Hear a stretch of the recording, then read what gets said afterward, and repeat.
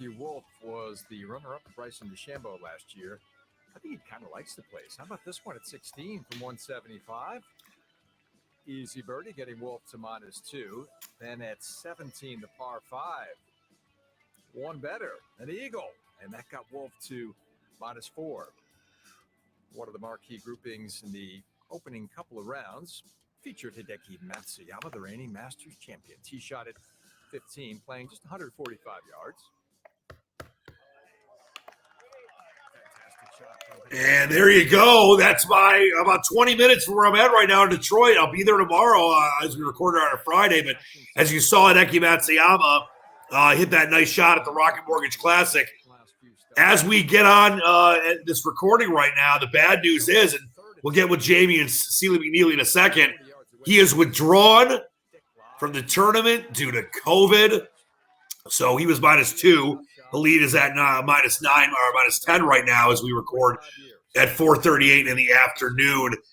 You got Phil Mickelson there on your screen. He's hanging in there. He's above the cut line at -3. So a lot of fun here in my hometown of Detroit Rock City. I'll be out there tomorrow. A full report will come next week. But let's bring in the nobleman, if we may, the great Jamie, the great Sealy McNeely. Seal will be up in a minute as he's, I think he's looking for fish food. But Jamie, let's start with you. And as you welcome everyone into the Sports Edge powered by InSpin.com and InSpin.com's network of handicappers, we got Jamie's incredible site at ScratchCaddy.com. We got a big game with England coming up this weekend after the big win over Germany. We'll get to that in a minute. But first, before we get into anything, we had John Rahm a few weeks ago at the Memorial. He had to withdraw basically as he was going to win that tournament. He was up by 6. And then he comes back and wins the U.S. Open, the next tournament he played. And then today, Matsuyama wasn't leading the tournament or anything, but he's got to withdraw due to COVID. And you feel for him and his health, and obviously golf is secondary. But I know that Matsuyama was one of your selections this week, and he was 2 under after the first round. I just feel like Hideki Matsuyama would have been there around the weekend. It's very unfortunate news, Jamie.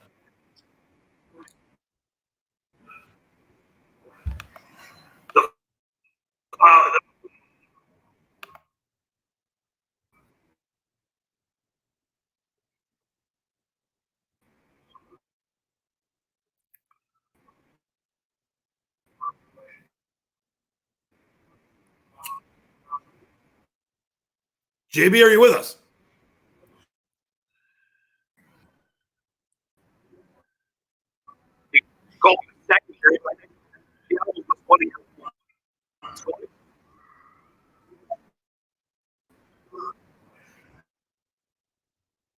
Apologize, we have a little bit of a delay here.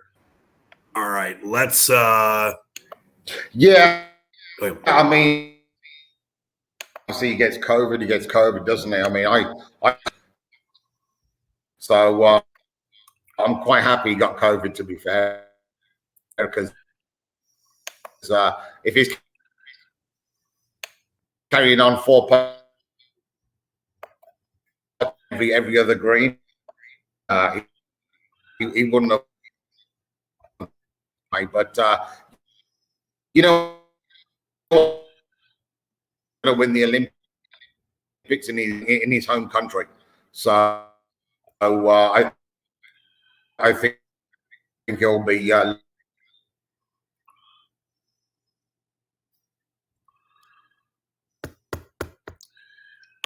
right, apologies. We will get back with Jamie. Sealy McNeely, let's bring you in here. We're unfortunately we finally have the high speed internet seal at the bunker and the offices in Costa Rica, but I think we have a little bit of a connection issue. There's still a brand new office down there for Starsky and the boys in Costa Rica, but they're still kind of figuring out the kinks. So we apologize about the delay there. But I heard Jamie was basically talking about feeling bad that Matsuyama got the COVID. You have to worry about every other hole. If let's say he started making a run and he had to withdraw after the second or third round. All right, Seal, are you with me? Or are you looking at the fish over there? I'm trying to bet something real quick. All right, well then, you know what? Let's. I'm gonna stay with this live because this is what Seal does. And we talk. It's all about putting your money where your mouth is, and we've talked many times on this show about looking for the ultimate value, getting plays in early when Seal gives us selections at sportshandicapper.com, understanding that if you get a minus 20 line instead of a minus 40 line or minus 115 instead of minus 132, it adds up. This is him doing it live as we speak, and he seems very excited, so we'll have to see what he's betting right now. Not very excited at all, but yeah, but you're never excited. I have to get you excited, but hopefully we can get Jamie back on. He's coming back right now, I think, so we'll give him a second to reset. We'll get into his picks, but it is unfortunate about Matsuyama. Let me throw that leaderboard back up while Seal continues to bet here. You got Joaquin Niemann, the youngster from Chile, who's looking really good right now in the class. He's been the leader since the morning at minus 10 after a 65-69. You got Troy Merritt, Chris Kirk, Tom Lewis, the Brit, and Davis Thompson, who was the leader after the first round. They're all at minus 9 right now in second place. And then Pat Perez, Russell Knox, Brandon Hagee had a nice first round, 65, did not have a great round today of 71. Sean O'Hare, Kevin Kistner, who is a Jamie selection, Ricky Wierenski are all tied for 6th at minus 8. And then I know another great selection for my man JB is Maverick McNeely, who's on the course right now. He still has 7 holes remaining. He's minus 6. The weather is good. The wind is a little off and on down there in Detroit right now, about 25 minutes outside of Detroit. So it's very nice out. It's not too hot. So McNeely maybe can go on a birdie binge like Ricky Fowler was getting hot earlier today. Maybe get to 7, 8, 9, maybe 10 under with 7 holes to go. Very scoreable holes at the Detroit Golf Club. All right, let's see if we can get my man JB back. All right, Jamie, are we back on top of the world? I think he's wearing a Coca-Cola shirt. Finish your point about Matsuyama, my man.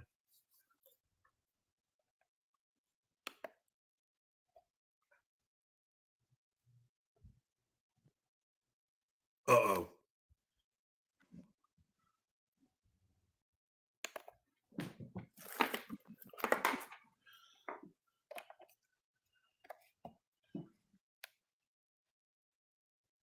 All right, we do not have sound, unfortunately. All right, we'll fix that. We'll get back with Jamie.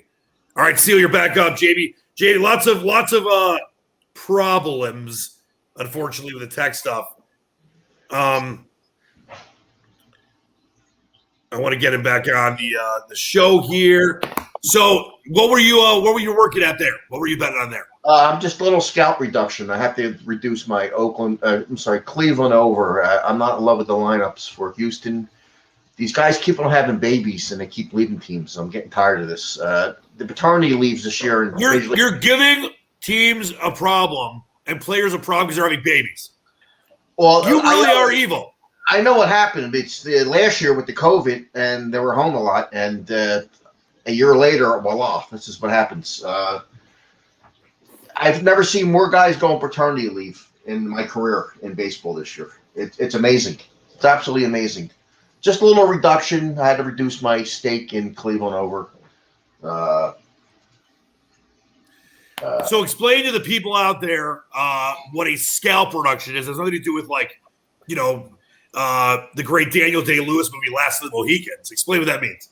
Oh, a scalp reduction is when you have a hair transplant and they reduce the size of your scalp. They cut down. They cut your head in down the middle and they pull it together. It's kind of like an Indian thing. Explain what it really means. No, that's what it really means.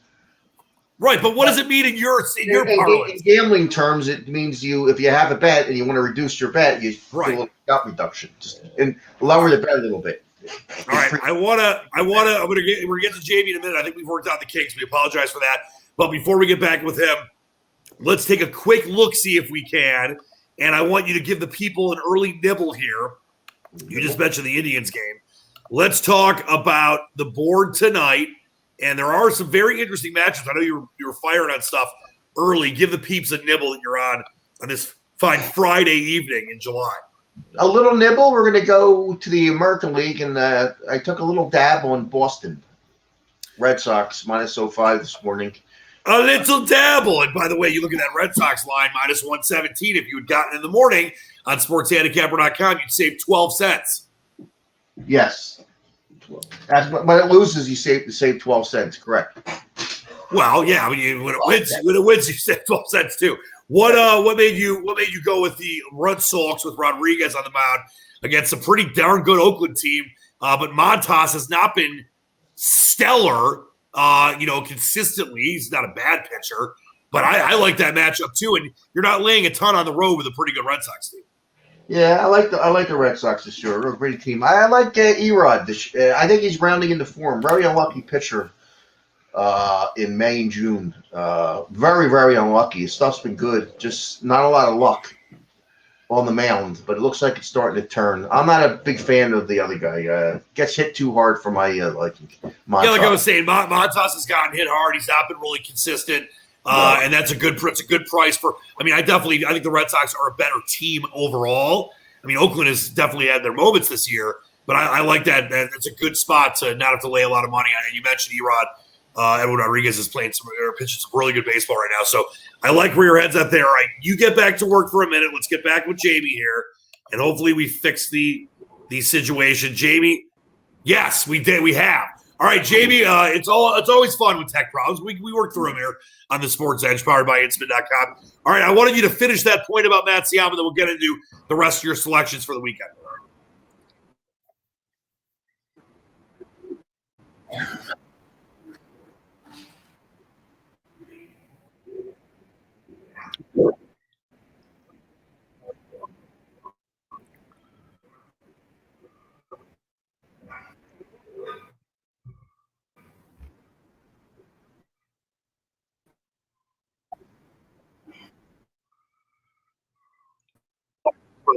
Yeah, well, no.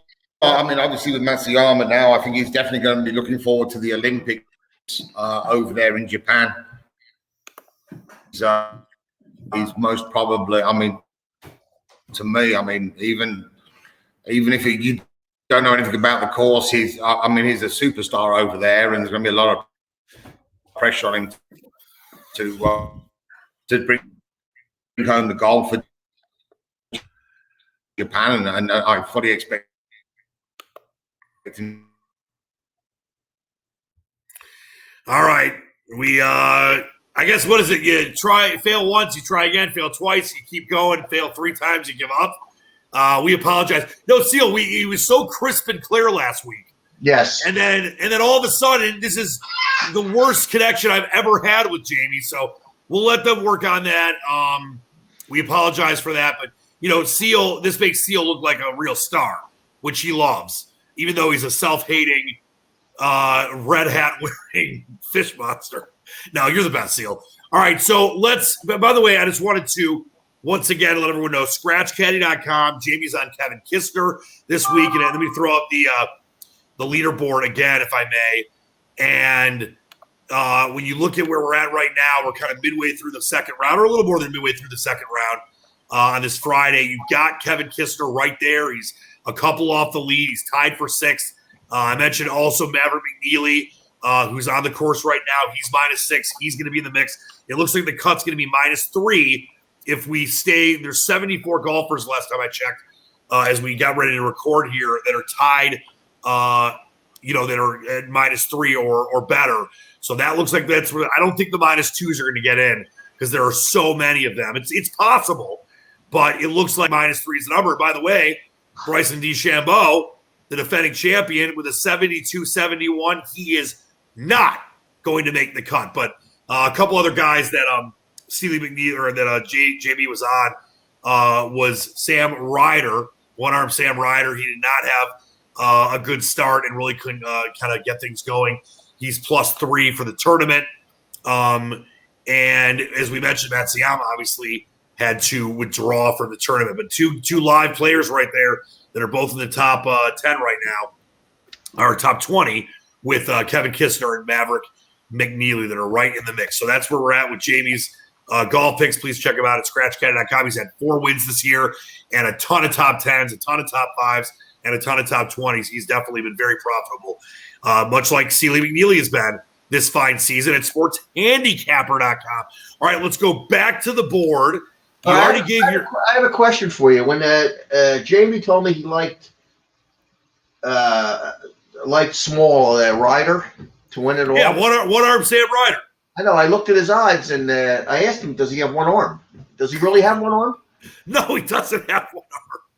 Oh, because what the odds, when I saw the odds for him to win the tournament, I figured he either had one leg or one arm or both. Maybe he just has one finger. No, Sam Ryder is a youngster who is kind of working his way. I think he got his tour card a couple years ago, and he's got long odds, but he's played well in certain places. And this course, based on course form and some recent stuff, actually suited him. And I mean, you know what? Let's do this because we got to give Jamie some love here. He spends a lot of time on this. I want to throw up his site really quick here, scratchcaddy.com. And if you haven't watched the show before, we've talked about this over and over again. He puts all the work in for you. Recent form right there, course form, par 72s with bet Poa greens in the top 20, which is what you have in Detroit Golf Club, a club I've played many times. Northern States top 20. So he's got it all right there for you. He takes the guesswork out. This is why he's had so much success for years and years and years and been incredibly profitable.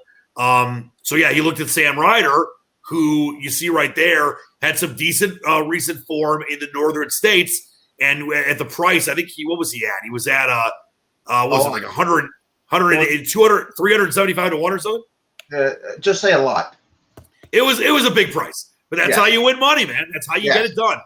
Yes. I mean, not everyone can bet baseball and go 7-1 on the day like you do, and you got to find the long odds in the golf tournaments, McNeely.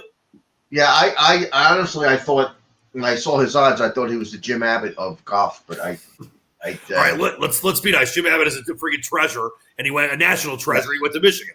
All right. Oh, he did go to Michigan. He went to Go Blue, my man. Big Blue. Okay. Yep. He and there's another. They did this great story, by the way, on ESPN on Real Sports with Brian Gumbel of this kid. I think I want to say he's 10 or 11, or he's right around that. He has one arm.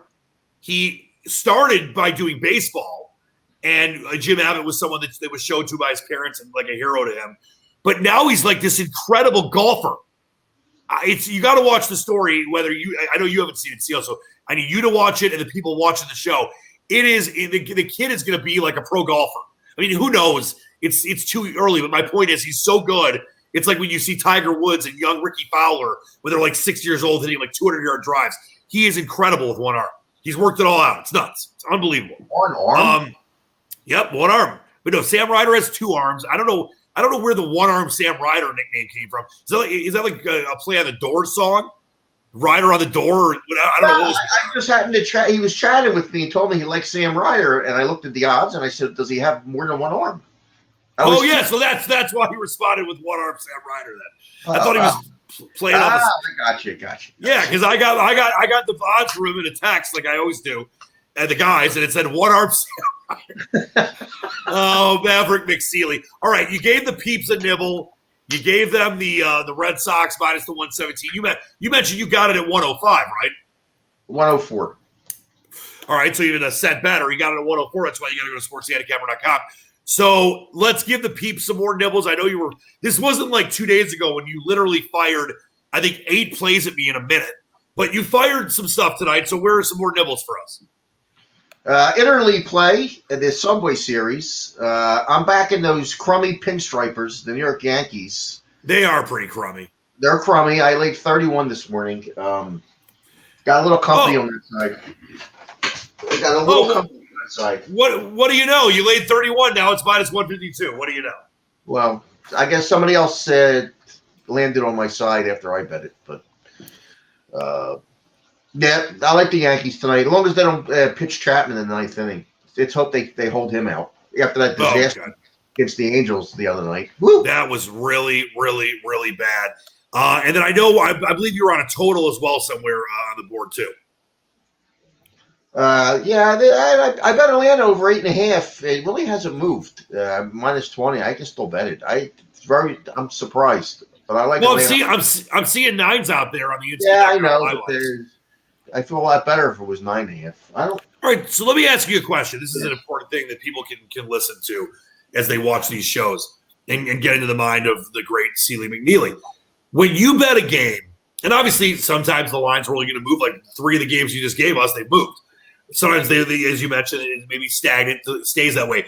Do you always feel better when a line you bet moves up, or are sometimes those line moves inflated and give you a false sense of being on the right? Like, I'm not saying you're obviously betting games and picking games that you feel like you're on the right side of, but do you always want to see a line move, or is it good sometimes in certain scenarios where you don't see a line move because you don't want the public on a side you're on? No, I don't think the public moves the line. I think the sharp guys move the line. The public, I don't buy that public stuff. The public's moving the line. If I bet a game, I want the line to move. If I bet a game and it goes against me, I'll just mark it a loser before it starts. I like to be on the right side, not the wrong side. I don't believe the public and all that bullshit. I mean, I see, you look at Don Best and you see what the public's on. I don't believe in any of that shit. I think the numbers move off the sharp guys who bet big money. People, they don't move money. They don't move off of Tom, Dick, or Harry betting $50. I don't buy that. Oh no, I totally agree with you. But let me throw this at you then, and I think that the way you set that up is correct. But my point when I say the public, let's say this is more like an NFL thing. Let's say you are big on, like, the Ravens are playing the Steelers. Ravens are -2.5, and it's a sharp play, which obviously sharp plays are the ones that win more than the square plays win. But if it's a sharp play at 2.5, and all of a sudden, the public does start betting it because maybe they're tipped in, or they follow someone like you, the Ace Rothstein of sports handicappers. Like, the public can move it if it gets out there, right? Or are you saying that you really think the public rarely, even if there's tons of money pouring in, it's all about the sharps? Let's say there's 3 times the money coming in on the public, and the sharps are betting it. But since the sharps are betting it, they move the line with a third of the money. There's certain times, like, for instance, the Super Bowl. Obviously, the public money is going to overpower anybody because everybody bets that. There's just so much money on a game like the Super Bowl. But I think in a day-to-day sport, I think the sharp money is where how the lines move. I don't think the public money really moves the line. I don't. That's just my opinion. Well, you're also bet a lot of money. I mean, they bet a lot more money in a day-to-day sport like baseball. Right. Well, you're also a very angsty, cranky guy. So, I mean, sometimes we got to put you to task. All right, before we get out of here, and once again, we do apologize for those tech issues with Jamie. We really haven't had problems for a long time. We're working on getting super high-speed internet in Costa Rica. People don't know Costa Rica is a great country. I lived there for almost a year. They've got great technology, but the internet is still not there as far as, like, the way we want it to be and the way it is here in the States. So we really, obviously, Jamie's amazing, and we love him on the show, and he does a great job explaining everything and giving great golf picks. But it's been a tough thing to kind of get high-speed internet in certain places. So we'll work on that, and hopefully one of many issues going forward. Let's give the peeps. I think the telephone system down in Costa, they still use the cups and string down there? They do. Well, actually, what they do is that's the way, if you want to talk to someone in the mountains, you lay it, you kind of run the string up with one of those, blaring taxi cabs with all the sirens and disco music, and then you tie the other cup to it, and that's how you connect to the people up in the mountains. Okay, gotcha. And they also use carrier pigeons. It's a big thing. Like, the Harry Potter owls, they use carrier pigeons. They give these guys, these pigeons are amazing. They're trained. They put a little note, and they put it in the pigeon's claws, and then he flies it down, and everyone's good. I know. I just actually watched a show about the carrier pigeons, and the carrier pigeons were very big in World War I. Very big. They were. I'm very surprised you don't have a kind of a fleet of carrier pigeons. That seems right up your alley. Are you scared they'd eat the fish? Nah, they're a little dirty pigeons. That's for my liking. They're very dirty. All right, give us another nibble. Give us a final nibble before we get out of here, and I want to one more time give out Jamie's plays that he had this weekend in a second here. But you know what? Instead of you giving out a nibble, I'm going to ask you, because I don't do this every week. And I did this before. This was a few weeks ago when the White Sox were playing the Tigers. And I told you I like the White Sox. You agreed with me. It was the first game of a 3-game series, and I believe the White Sox swept the Tigers. And it was a low price. It was the same thing. White Sox on the road in Detroit, like there are tonight. A lot of sports going on in Detroit right now, including the number 1 pick in the NBA draft, Cade Cunningham, seal. And the White Sox were -126. I think it was against Scooble for the Tigers. I forget. I think it was Giolito. And you liked my point on it, and it was an easy win. Tonight, you got Lance Land. The Tigers have played some decent baseball. They swept the Indians in a doubleheader, by the way, Seal, in the same day. Well, obviously, same day. for the first time since the year I was born, 1977. I know there were 7 inning doubleheaders, but they had not swept the Indians in a doubleheader, a team they play all the time, since 1977. But tonight you got Lynn, who's been good, minus 148. Casey Mize, very up and down, the former overall number 1 pick. He's not been great, but he's had his moments. I think he's going to be great, hopefully. And I think that there might be a little value on the Detroit Tigers tonight, plus 133. Small play, your thoughts? Tigers are hot. They're hitting the ball a little bit, the Tigers. And this Casey Mize has been better than just okay. He's been good. He pitched 2 good games against the Astros in a week. So Restros. Yeah, that's not easy. Detroit's got a pulse. It'll be them or nothing. I just don't like betting against Lance Lynn. The guy's that's why you got to The guy's in great shape. I know. I mean, the guy looks like an Adonis on the mound. I mean, I just hate betting against him. That 300-pounder, he scares me. That's why you're going to lay that 146 to 148. But that's why I think there's value on Mize tonight. The weather's good. There won't be any rain delays. The Tigers you mentioned are hitting. The bullpen's been better. So I like a small play on my Tigers. And normally, listen, I'm a homer, but I don't bet on my teams just to bet on my teams. I normally been betting it. There was one day, Seal, I bet against all 3 Detroit teams, the Tigers, the Wings, and the Pistons, when they all were playing this year, and they all lost. I had never done that before in my life. And I hated doing it, but I knew they were all like big underdogs, and they all lost. So that's my sneaky play, small play for the day. Seal, once again, as you mentioned, you got to play on the Red Sox. You laid a lot less than the line is right now. You lost about 16 cents, so I got to go to sportshandicapper.com. You also like the Yanks, minus the 152. And I know you mentioned the total in the Atlanta game, right? You got it at 8.5. It hasn't really moved much. It's up to 9.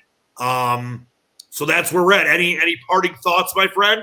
Any cheesesteaks for a little Royals over 9.5. A little Royals over 9.5. That was I didn't even ask you. That was an extra nibble. I love extra nibbles. So let's go down to the Royals. We're playing the Twinkies. It's an 8:07 Eastern start. It's up to 10 on inspin.com. Doesn't mean it's 10 where you bet it. All right, but I like that too. The other night, the Twins scored a bunch of runs. That game went way over. The Royals have been scoring some runs, and I think that Happ and Singer are right for allowing some runs tonight. So I like that play still. I'm glad you do. I'm glad you concur. Well, I'm a concur guy. I'm the one that keeps you alive. All right, before we get out of here, I wanted to mention again, you've been eating healthy and look great. I got my blood numbers back for the 3rd time now. All my stuff after a health scare, way down. Triglycerides, cholesterol, AC1. So things are good. The Squatch is looking good. Yes. And so is McNeely. What do you got going on for the weekend? Oh, yeah, really, I wanted to mention Jamie's picks at scratchcaddy.com. He's on Kevin Kistner and Maverick McNeely. They're both at the top 20. Kistner's a couple off the lead. He did have Matsuyama, and Sam Ryder did not have a good tournament. He had Ryder as well, but that was a real small play on a 320 to 1 shot. But he did have Matsuyama, who was the -2, had to withdraw before the round today because of COVID. So that sucks. But 2 live guys that can pay off some decent money. I believe Kistner was 65 to 1, and McNeely was close to 100 to 1. So we shall see what happens there. All right, what do we got going on for the weekend, Seal? Baseball, and more baseball. Are you going to play catch with your great daughter, Livers and Onions? No, she doesn't like sports anymore. No, what about Mini Seal and his consistent payoff of his Trump bet? Mini Seal's looking for the next go around. Is he getting killed on the interest for that? Because he bet $500,000. It's going to take a little while to pay that off.